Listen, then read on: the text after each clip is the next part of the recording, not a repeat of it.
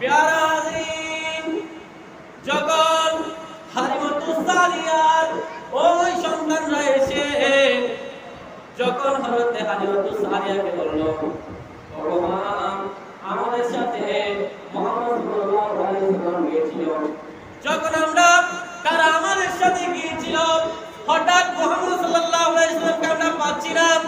এই কথা শুনে হযরত হালিমাতুস সাদিয়া তিনি কান্নাকাটি করলেন, হায় হায় মুহাম্মদ সাল্লাল্লাহু আলাইহি ওয়াসাল্লাম কোথায়?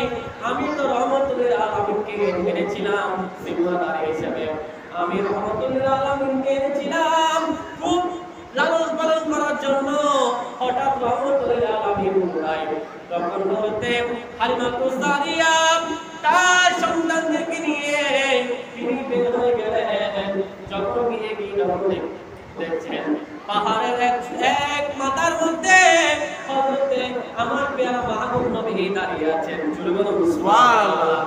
যখন আমার নবী রহমতুল আলামিন দাঁড়িয়ে আছেন, তখন হযরতে হালিমাতুস সাদিয়া নবীজিকে দেখে অনেক খুশি হয়ে গেলেন, অনেক আনন্দ অনুভব করলেন। তখন নবীজিকে বললেন, ওগো নবী, তোমার সাথে আমার ছেলেরা ছিল, হঠাৎ তুমি কোথায় গিয়েছিলে? তুমি নাকি হারিয়ে গিয়েছো।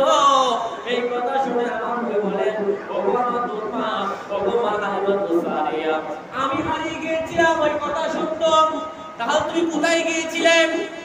হযরতে আমার নবী বলেন, ওগো আমার মা হালিমাতুস সাদিয়া, আমি যখন এখানের মধ্যে ওই ছাগলগুলো আমি যখন চড়াতে আসলাম, ঘাস খাওয়ানোর জন্য আসলাম, দুইজন ব্যক্তি আমাকে নিয়ে চলে গেল।